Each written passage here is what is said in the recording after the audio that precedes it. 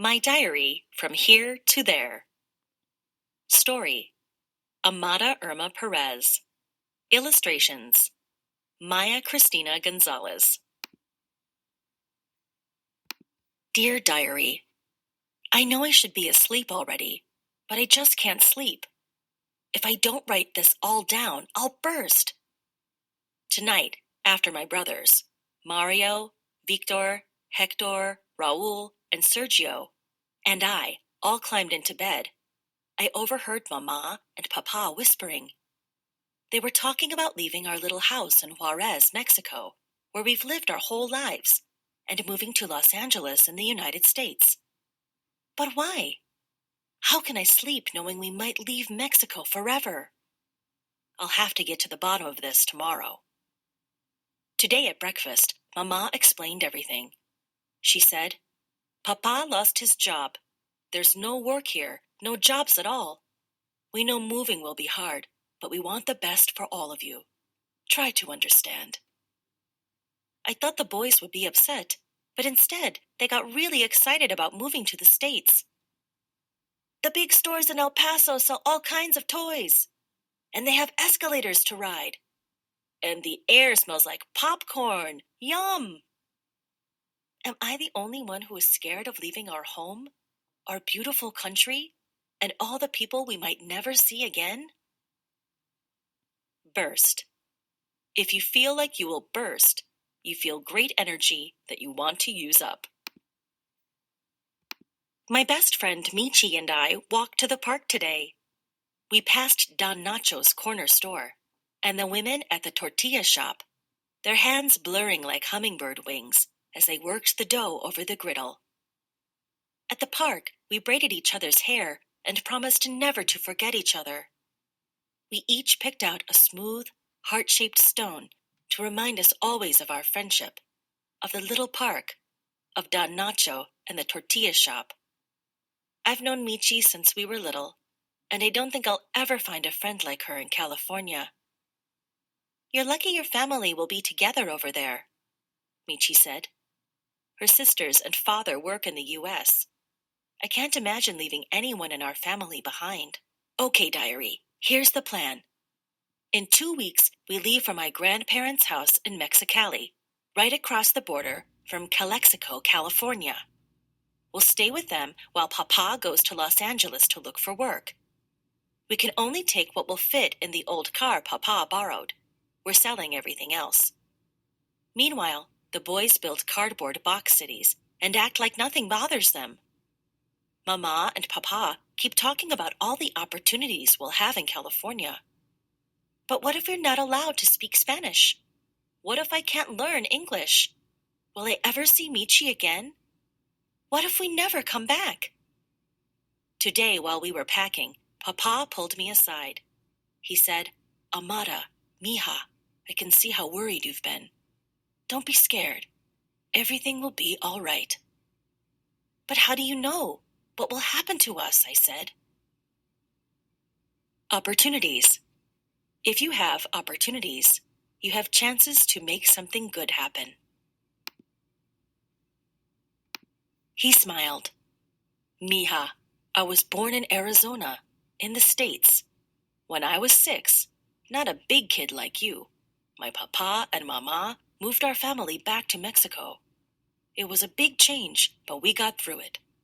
I know you can too. You are stronger than you think. I hope he's right. I still need to pack my special rock. And you, Diary. We leave tomorrow. Our trip was long and hard. At night the desert was so cold, we had to huddle together to keep warm. We drove right along the border, across from New Mexico and Arizona. Mexico and the U.S. are 2 different countries, but they look exactly the same on both sides of the border, with giant saguaros pointing up at the pink-orange sky and enormous clouds. I made a wish on the first star I saw. Soon, there were too many stars in the sky to count.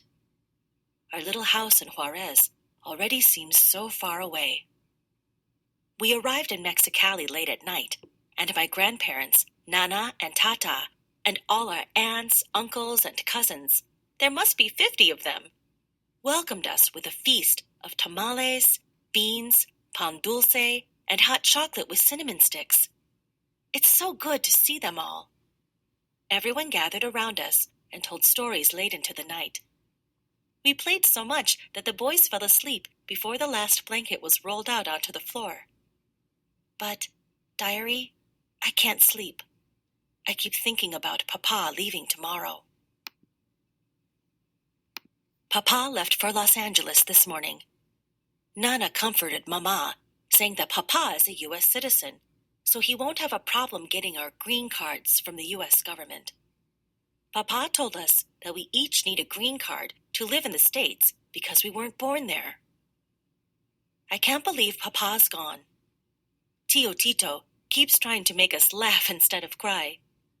Tio Raul let me wear his special medalla. And Tio Chato even pulled a silver coin out of my ear.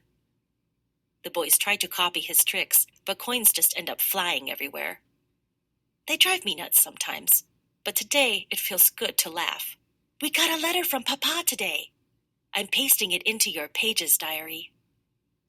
My dear family, I have been picking grapes and strawberries in the fields of Delano, 140 miles north of Los Angeles, saving money and always thinking of you.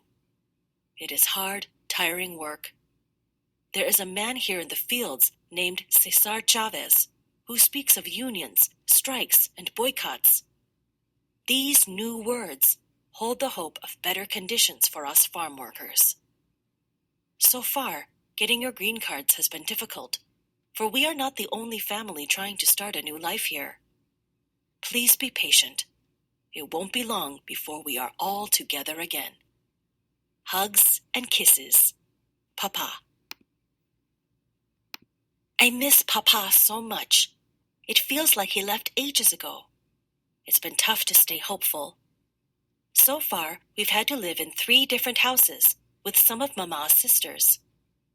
First, the boys broke Tia Tuca's jewelry box and were so noisy she kicked us out. Then, at Nana's house, they kept trying on Tia Nena's high heels and purses. Even Nana herself got mad when they used her pots and pans to make music. And they keep trying to read what I've written here and to hide my special rock. Tia Lupe finally took us in. But where will we go if she decides she's had enough of us? Finally, Papa sent our green cards. We're going to cross the border at last. He can't come for us, but will meet us in Los Angeles. The whole family is making a big farewell dinner for us tonight. Even after all the trouble the boys have caused, I think everyone is sad to see us go. Nana even gave me a new journal to write in for when I finish this one. She said, "Never forget who you are and where you are from. Keep your language and culture alive in your diary and in your heart." We leave this weekend. I'm so excited I can hardly write. My first time writing in the USA. We're in San Ysidro, California, waiting for the bus to Los Angeles. Crossing the border in Tijuana was crazy. Everyone was pushing and shoving. There were babies crying and people fighting to be first in line. We held hands the whole way. When we finally got across, Mario had only one shoe on and his hat had fallen off. I counted everyone and I still had 5 brothers. Phew! Papa's meeting us at the bus station in Los Angeles. It's been so long. I hope he recognizes us. What a long ride! One woman and her children got kicked off the bus when the immigration patrol boarded to check everyone's papers. Mama held Mario and our green cards close to her heart. Papa was waiting at the station, just like he promised. We all jumped into his arms and laughed, and Mama even cried a little. Papa's hugs felt so much better than when he left us in Mexicali. I wrote to Michi today. Dear Michi, I have stories for you. Papa found a job in a factory, and we're living in a creaky old house in El Monte, east of Los Angeles. It's not at all like Juarez. Yesterday, Everything started shaking, and a huge roar was all around us. Airplanes, right overhead. Sometimes freight trains rumble past our house like little earthquakes. Every day I hold my special rock and I think about home, Mexico, and our walks to the park. Papa says we might go back for the holidays in a year or two. Until then, write me. Missing you. Amada Irma. Immigration. The job of immigration workers is to make sure that people who come to live in a new country have followed the laws about moving. Well, diary, I finally found a place where I can sit and think and write. It may not be the little park in Juarez, but it's pretty. You know, just because I'm far away from Juarez and Michi and my family in Mexicali, it doesn't mean they're not here with me. They're inside my little rock. They're here in your pages and in the language that I speak.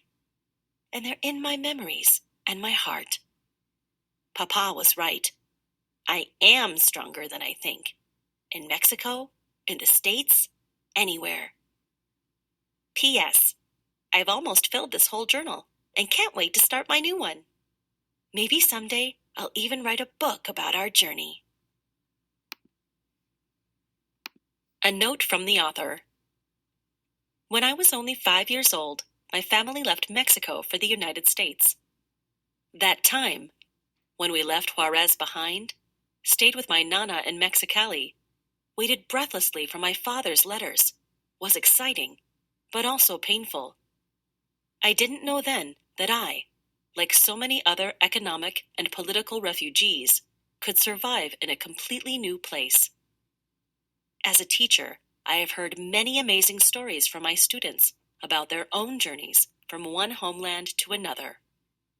Some of my former students have devoted their lives to helping new immigrants who have also had to leave the comfort of home and country. They, like me, believe that we strengthen each other by telling these stories.